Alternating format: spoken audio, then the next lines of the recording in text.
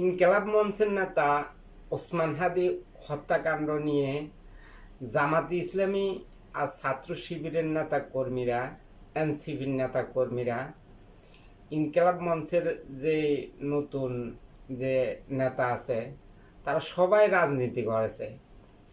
এই দোষ বিএনপির উপরে চাপানোর অনেক চেষ্টা করেছে। আজকে ভারতে ওসমান হাদির হত্যাকাণ্ডের সাথে জড়িত প্রধান আসামি পুলিশের হাতে গ্রেপ্তার হয়েছে ভারতে। এখন পর্যন্ত আমরা দেখি নেই জামাতে ইসলামীর নেতা কর্মীরা, ছাত্র শিবিরের নেতা কর্মীরা, এনসিপির নেতা কর্মীরা যে আসামিকে ধরা হয়েছে এই নিয়ে কোনো বিবৃতি দিতে আমরা এখন পর্যন্ত দেখি নাই। কিন্তু ওসমান হাদি হত্যাকাণ্ড নিয়ে তারা রাজনীতি করেছে, ফায়দা হাসিল করার চেষ্টা করেছে, বিএনপির উপরে দোষারোপ করার চেষ্টা করেছে।